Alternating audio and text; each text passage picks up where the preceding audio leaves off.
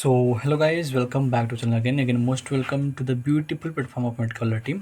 आज इस वीडियो में हम लोग बात करने वाले हैं डायरेटिक्स के बारे में। ठीक है, टोटल डायरेटिक्स हम पढ़ने वाले हैं आज पूरे इस वीडियो में। ठीक है, ये जो है आपके जो सिलेबस अगर देखा जाए तो आपके सिलेबस में ये जो डायरेटिक्स है इसको हम चैप्टर नंबर 8 जो है इसको हम टोटल क्लियर करने वाले हैं।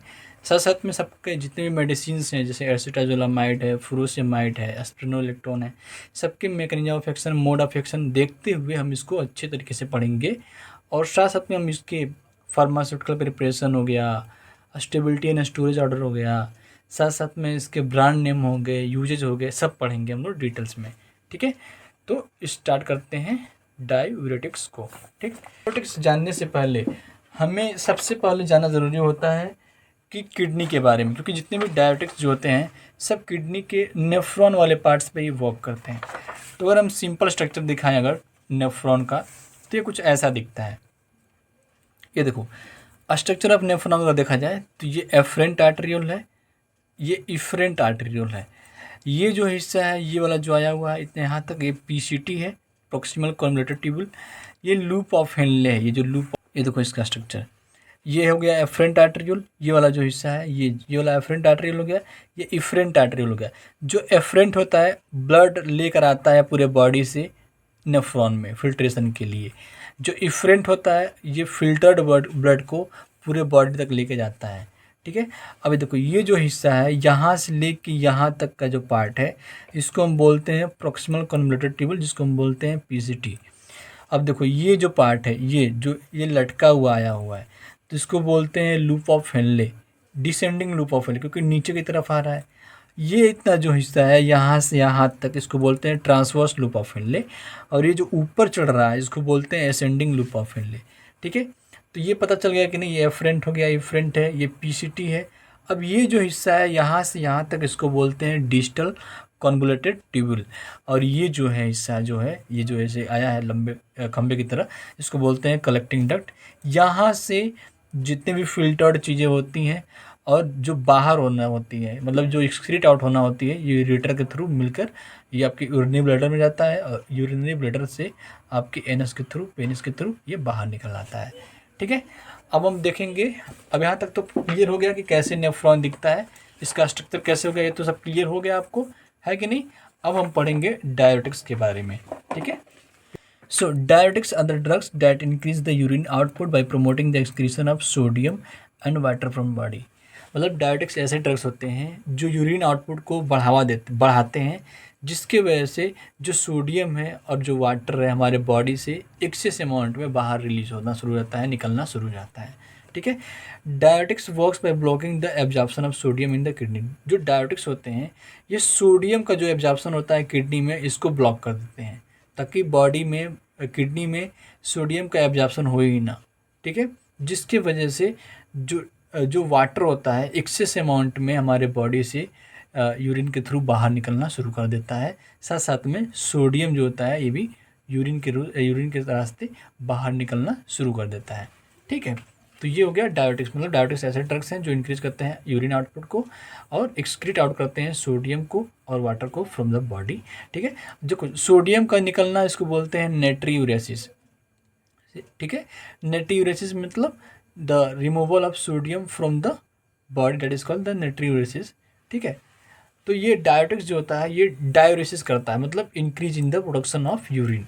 ठीक है, अब हम पढ़ेंगे how sodium increases blood pressure. कैसे जो सोडियम है, क्यों आखिर बॉडी उसको बाहर निकालती है, आखिर इसका क्या काम होता है जिसकी वजह से इसको बाहर निकाला था। How sodium increases blood pressure, कैसे जो सोडियम होता है ब्लड प्रेशर को इंक्रीज करता है, इसको हम देखेंगे। देखो, जब भी सोडियम का लेवल बढ़ जाता है, जब भी जो सोडियम का लेवल बढ़ता है हमारे किडनी में, हमारे बॉडी में, तो क्या करता है, जो सोडियम होता है ये हाईली पोटेंट मॉलिक्यूल होता है। अगर देखें हम ध्यान से, तो जब भी सोडियम का लेवल बढ़ता है हमारे बॉडी में, सोडियम का लेवल जो होता है हमारे ब्लड में अगर बढ़ जाता है, अगर हमारे ब्लड में जो सोडियम का लेवल है अगर बढ़ जाता है, चूँकि ये हाईली पोटेंट मॉलिक्यूल होता है, हाईली पोटेंट होता है। ठीक है, जिसके वजह से जितने भी H2O के मॉलिक्यूल होते हैं इसके तरफ खींचना शुरू हो जाते हैं। मतलब ये जो सोडियम का जो मॉलिक्यूल है ये वाटर के मॉलिक्यूल्स को अपने तरफ खींचना शुरू कर देता है, जब ये दोनों पास में आते हैं तो जो ब्लड का जो वॉल्यूम होता है, सोडियम और H2O के ज़्यादा रिटेंशन होने की वजह से वॉल्यूम जो होता है ब्लड का बढ़ जाता है।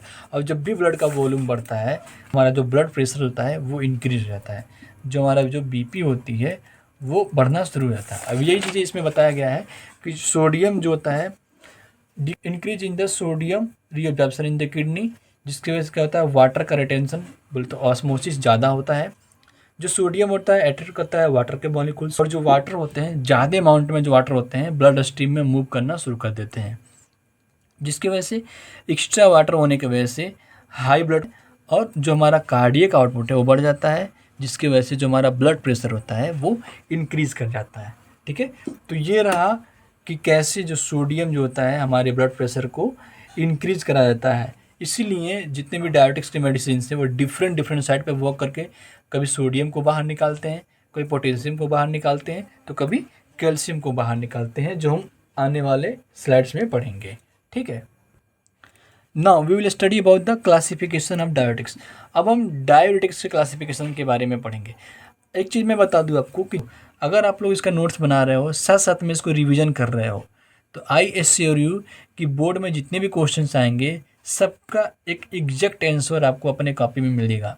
अगर आप रिवाइज करते रहोगे तो आप एग्जैक्ट वही लिख कर चले आओगे बोर्ड में और सबसे शानदार नंबर पाओगे आप। ठीक है, तो अब हम लोग पढ़ते हैं क्लासिफिकेशन ऑफ डायबिटिक्स के बारे में। सो द डायबिटिक्स में be classified in the flowing classes.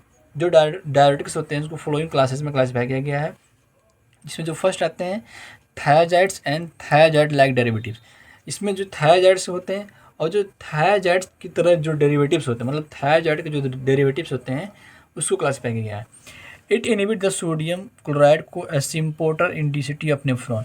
मतलब ये क्या करता है कि जो सोडियम होता है और क्लोराइड का जो को ट्रांसपोर्ट होता है डीसीटी ऑफ नेफ्रॉन में, उसको इनहिबिट कर देता है।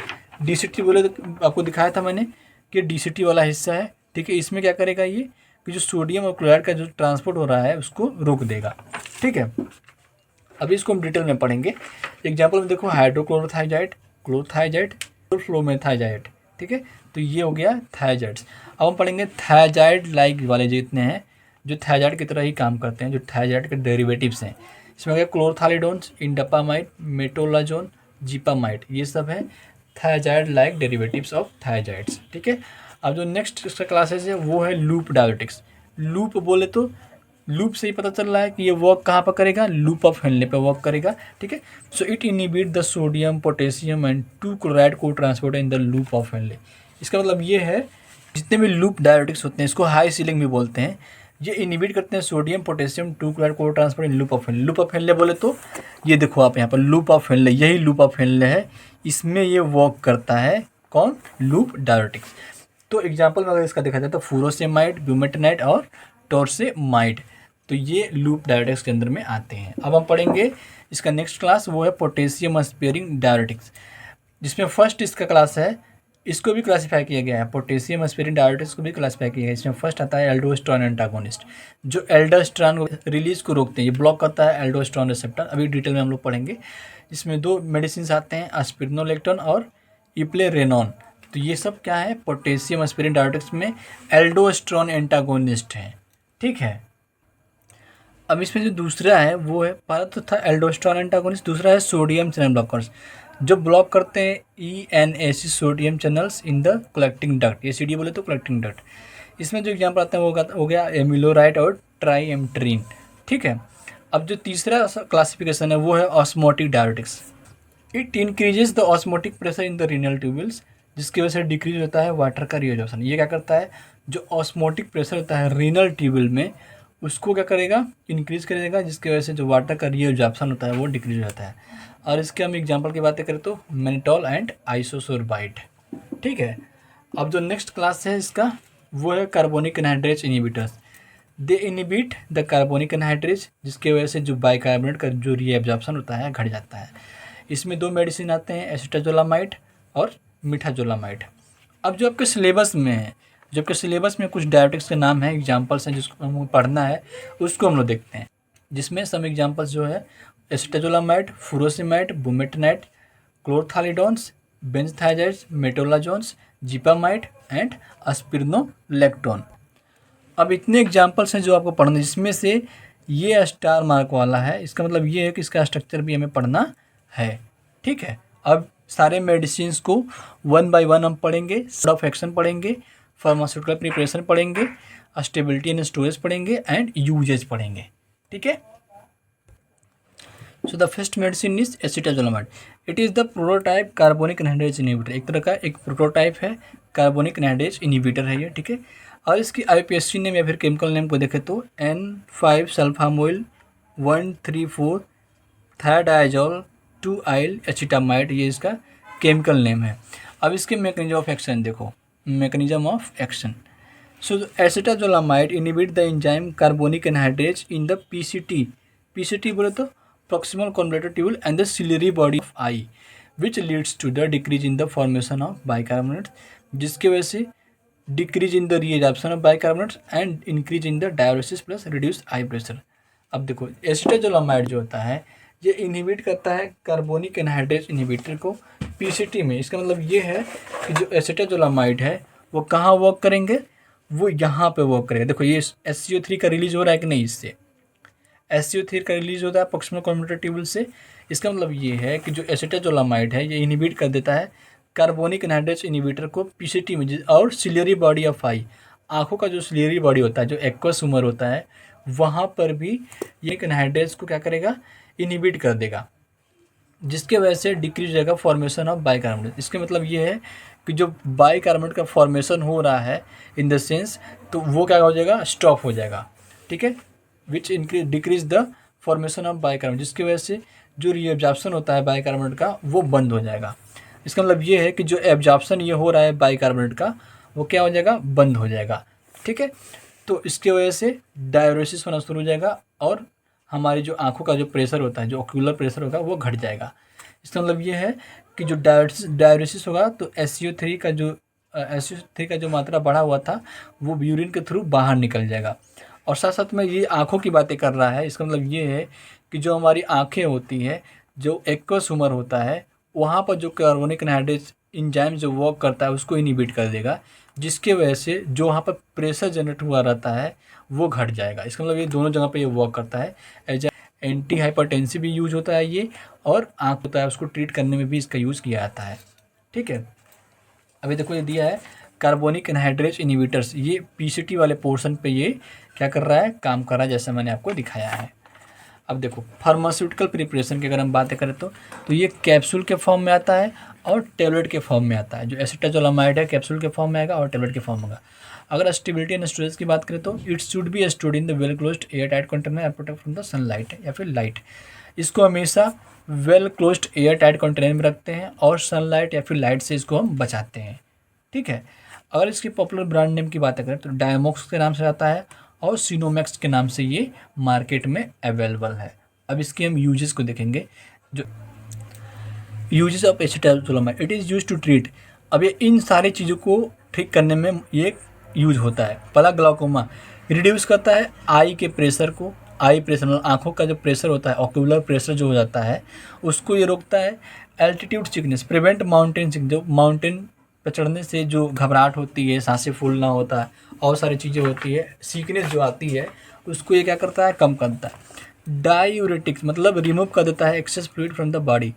ठीक है, बॉडी से जो एक्सेस फ्लूइड होता है ना, कई लोग के बॉडी पूरा फूल जाता है, सूजन हो जाता है, तो वहाँ पर फ्लूइड ज़्यादा होता है, तो उसी फ्लूइड को ये बाहर निकालने में मदद करता है। Epilepsy haves to control the seizure, जिन लोगों को मिर्गी के दौरे आते हैं उसको भी ठीक करने में ये मदद करता है। मेटाबॉलिक अल्कोहल से करेक्ट हाई SCO3 लेवल, इसका मतलब ये है कि अगर बॉडी में हाई मात्रा में SCO3 है, बाइकार्बोनेट है, तो उसको क्या करेगा, ये कम करना शुरू कर देता है। देखो SCO3 का जो रिलीज ज़्यादा हो रहा है तो इसको इनहिबिट कर देगा। जब इनहिबिट कर देगा तो SCO3 पीसीटी से रिलीज होगा ही नहीं अपने बॉडी के सेल्स में, तो जो कंसंट्रेशन होगा SCO3 का कम हो जाएगा, क्योंकि SCO3 जब रिलीज नहीं होगा तो ये यहाँ से आते आते कलेक्टिंग डक्ट से होते हुए ये एक्सक्रीट आउट हो जाएगा। ठीक है, ये था अपना एसिटाजोलामाइड जिसके बारे में हम लोगों ने पढ़ा। अब हम पढ़ने वाले हैं फुरोसेमाइड के बारे में। So furosemide जो होता है the potent loop diuretic that acts on ascending loop of Henle to increase the excretion of sodium chloride and water therefore producing the rapid and strong diuresis. मतलब जो furosemide है एक तरह का पोटेंट लूप डायोटिक है, मतलब ये ascending loop of Henley पर वर्क करता है और सोडियम क्लोराइड और वाटर का जो एक्सक्रीशन होता है वो बढ़ा देता है, जिसकी वजह से स्ट्रॉन्ग डायूरेसिस होता है। इसका मतलब ये है ज़्यादा मात्रा में हमें पेशाब लगता है और ज़्यादा मात्रा में हमारे बॉडी से पानी निकलता है, सोडियम भी निकलता है और क्लोराइड भी निकलता है। अगर हम बात करते हैं लूप ऑफ हेनले की, तो ये देखो, ये हमारा लूप ऑफ हेनले है। यहाँ से ये डिसेंडिंग लूप ऑफ हेनले है, ये ट्रांसवर्स, और ये असेंडिंग लूप ऑफ हेनले है। तो ये देखो H2O यहाँ से निकल रहा है कि नहीं, H2O निकल रहा है, यहाँ से NaCl निकल रहा है, सोडियम भी निकल रहा है। तो ये क्या करेगा, जो furosemide है इस लूप ऑफ हेनले पे ही वर्क करेगा, इस लूप ऑफ हेनले पे वर्क करेगा और जो H2O का रिलीज होता है उसको कम करेगा। NaCl का जो एब्जॉर्प्शन होता है उसको कम कर देगा, जिसके वजह से स्ट्रॉन्ग डायूरेसिस होगा और H2O, सोडियम और क्लोराइड जितने हैं सब हमारे पेशाब के रास्ते बाहर निकलना शुरू कर देंगे। ठीक है, तो जो furosemide है एक पोटेंट लूप डायोटिक है जो असेंडिंग लूप ऑफ हेनले पे वर्क करता है और इंक्रीज कर देता है excretion of sodium chloride and water, therefore producing the rapid and strong diuresis. ठीक है, furosemide is a benzoic sulfonamide furan with the fast onset and duration of action. जो furosemide एक तरह का बेंजोइक सल्फोनामाइड फुरान डेरिवेटिव है, onset of action है इसका, जो इसका एक्शन है बहुत ही फास्ट है। ठीक है, अब इसके केमिकल नेम की बातें करें, आईयूपीएसी नेम की बातें करें तो इसका आईयूपीएसी नेम है 4-chloro-2 फ्यूरान 2 आइल methyl amino 5 sulphamoyl benzoic acid, ये इसका केमिकल या फिर आईयूपीएसी नेम है। अब हम पढ़ेंगे इसके स्ट्रक्चर को। अब देखो ये स्ट्रक्चर है furosemide का। ये देखो इसमें NH ग्रुप ऐड है, कार्बोक्सिलिक ग्रुप ऐड है, SO2 ऐड है, एमिनो ग्रुप ऐड है, क्लोरीन ग्रुप ऐड है और ये फ्यूरॉन है। अगर यहाँ से इसको ढक दिया जाए तो ये फ्यूरॉन दिख रहा है कि नहीं आपको, फ्यूरॉन है ये। ठीक है, तो ये स्ट्रक्चर है furosemide का। अब इसका मैकेनिज्म ऑफ एक्शन देखो, मैकेनिज्म ऑफ एक्शन जैसा आपको पता है कि जो furosemide है ये लूप डायोटिक, मतलब एक तरह का लूप डायोटिक है, असेंडिंग लूप ऑफ हेनले पे ये वर्क करता है। तो एक बार इसका स्ट्रक्चर देख लो कि कहाँ वर्क कर रहा है। जैसे मान लो ये अपना किडनी है, ठीक है, किडनी से ये देखो ये लूप डायोटिक्स है, मतलब ये डिसेंडिंग लूप ऑफ हेनले है। ठीक है, और ये असेंडिंग लूप ऑफ हेनले है, असेंडिंग है और डिसेंडिंग दोनों इसमें है। ठीक है, तो ये इनहिबिट कर देता है सोडियम, पोटेशियम और 2 क्लोराइड के को ट्रांसपोर्ट को, जिसकी वजह से सोडियम जो होता है और 2 क्लोराइड जो होते हैं और वाटर, इन सब का क्या होता है, एक्सक्रीशन होना शुरू हो जाता है। जब एब्जॉर्प्शन नहीं होगा तो बॉडी उसको क्या कर देती है, देखो किसी भी चीज़ का जब एब्जॉर्प्शन नहीं होता है बॉडी में तो जो बॉडी होती है उसको वेस्ट प्रोडक्ट समझ के बाहर निकाल देती है। इसलिए जब सोडियम का लेवल बढ़ा है, क्लोराइड और पोटेशियम का लेवल बढ़ा है, तो अगर लूप डायोटिक का यूज करते हैं हम लोग तो सोडियम, पोटेशियम, क्लोराइड और वाटर दोनों तीनों चारों का क्या हो जाएगा, एक्सक्रीशन होना शुरू हो जाएगा, पेशाब के रास्ते बाहर होना शुरू हो जाएगा। furosemide है act on the thick ascending loop of Henley, inhibit कर देगा सोडियम, पोटेशियम 2 क्लोराइड को ट्रांसपोर्ट को, जो डिक्रीज कर देता है रीएब्जॉर्प्शन ऑफ सोडियम, पोटेशियम और क्लोराइड, जिसके वजह से एक्सक्रीशन होना शुरू हो जाएगा सोडियम का, क्लोराइड का, पोटेशियम का, कैल्शियम का, मैग्नीशियम का एंड वाटर का। इन सब का क्या करेगा, एक्सक्रीशन करना शुरू कर देगा, जिसकी वजह से फुल डायूरेसिस का काम करता है, मतलब इन यूरिन का आउटपुट को ये बढ़ा देता है। ठीक है, तो अब पढ़ेंगे फार्मास्यूटिकल प्रिपरेशन। ये टैबलेट के फॉर्म में आता है और सॉल्यूशन के फॉर्म में आता है। अगर इसके स्टेबिलिटी एंड स्टोरेज देखें, it should be stored in the well closed air tight container and protect from the sunlight. इसको हम हमेशा well closed air tight container में रखते हैं और सनलाइट से या फिर किसी प्रकार की लाइट से इसको हम बचा कर रखते हैं। पॉपुलर ब्रांड नेम की बात करते हैं तो लेसिक्स, डाइक्वा-2, फ्यूरोसिक्स के नाम से ये मार्केट में अवेलेबल है। डोज की बातें करते हैं usually 20 to 80 mg once daily in the morning. अगर किसी को देना होता है furosemide को तो 20 से 80 mg डोज होता है, इनिशियल डोज उसको मॉर्निंग में देते हैं 24 घंटे में एक बार। और मेडिसिनल यूजेस की बातें करें तो furosemide it is used as diuretics, it is widely used to treat the hypertension and oedema. मतलब इसको हाइपरटेंशन की तरह भी यूज़ करते हैं और एडिमा की तरह यूज करते हैं। एडिमा बोले तो अगर बॉडी में ज़्यादा अमाउंट में फ्लूइड कहीं जमा हो गया, मतलब बॉडी स्वेल कर गई है, स्वेलिंग हो रही है बॉडी में, तो उसको ठीक करने के लिए हम furosemide को देते हैं। ठीक है, तो ये था अपना पूरा furosemide। अब हम पढ़ेंगे बुमेटेनाइड के बारे में। Bumetanide is the loop diuretics of the sulphamyl category. ये सल्फामाइल कैटेगरी है, ये भी एक तरह का लूप डायोटिक्स है। It is 40 times more potent in the furosemide which work on the thick ascending loop of Henle to promote the diuresis. ये देखो ये 40 गुना ये मोर पोटेंट होता है फुरोसेमाइड से। फुरोसेमाइड से 40 गुना ज़्यादा पोटेंट होता है, जो thick ascending loop of Henley पर वर्क करता है और प्रमोट कराता है किसको, डाईयूरेसिस को। अगर हम इसको देखें तो अब देखो थिक बोला मतलब ये लूप ऑफ हेनले है कि नहीं, ये सब पूरा, तो ये थिक वाला जो थिक वाला पोर्शन जो यहाँ से यहाँ वाले पोर्शन है, इस पे ये वर्क करता है और इस पे वर्क करके क्या करता है कि डायलिसिस को प्रमोट करता है, मतलब यूरिन के प्रोडक्शन को बढ़ा देता है। ठीक है, अब इसका मैकेनिज्म ऑफ एक्शन क्या है अभी हम आगे देखेंगे। अब इसका पहले आईपीएससी नेम देखो। आईपीएससी नेम जो इसका है वो है 3-ब्यूटाइल एमिनो 4-फिनॉक्सी 5-सल्फामोइल बेंजोइक एसिड, ये इसका आईयूपीएससी नेम है। ठीक है, अब फार्मास्यूटिकल प्रिपरेशन देखिए इसका, तो ये टेबलेट के फॉर्म में आता है और इंजेक्शन के फॉर्म में आता है, आईएम और आईवी, इंट्रामस्कुलर और इंट्रावेनस दोनों फॉर्म में ये अवेलेबल है मार्केट में।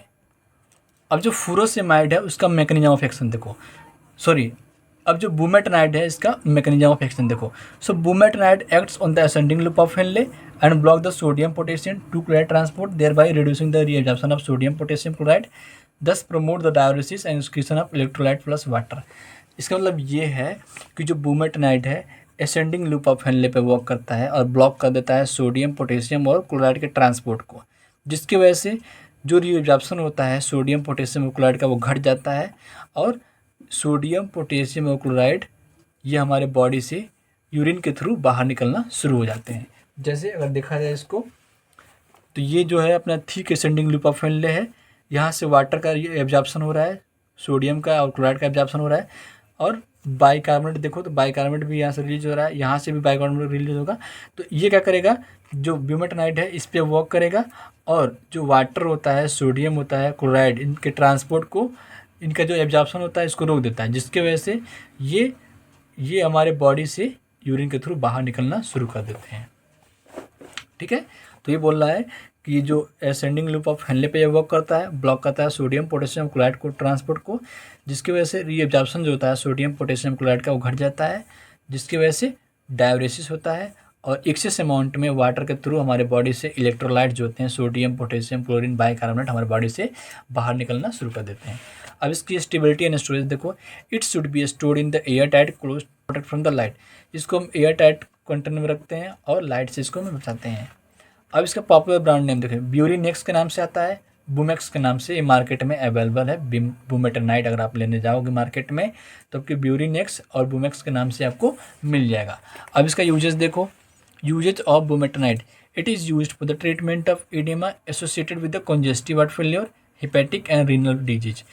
जब इसका जो बुमेटनाइड का जो प्रयोग होता है एडिमा को ट्रीटमेंट करने, मतलब जब बॉडी ज़्यादा स्वेल कर देती है, मतलब बहुत ज़्यादा सूजन होता है बॉडी में, खास तौर से तब जब हम किसी हार्ट के डिजीज से सफ़र करते हैं या फिर लीवर के डिजीज से सफ़र करते हैं, जब हम सफ़र करते हैं, जब भी हार्ट, लीवर और किडनी, हेपेटिक बोले तो लीवर से रिलेटेड है, रीजनल बोले तो किडनी से रिलेटेड है, और हार्ट कंजेस्टिव हार्ट मतलब हार्ट से रिलेटेड, मतलब जब भी तीन अंगों जैसे बोलता है हार्ट, लीवर और किडनी की वजह से जो इडिमा हम लोग के बॉडी में जो स्वेलिंग होता है उसको ट्रीट करने के लिए इसका बुमेटनाइड का प्रयोग करते हैं। It is use for the treatment of hypertension, और ये हाइपरटेंशन को भी ट्रीट करने के लिए इसका हम प्रयोग करते हैं। तो ये था अपना पूरा बुमेटनाइड।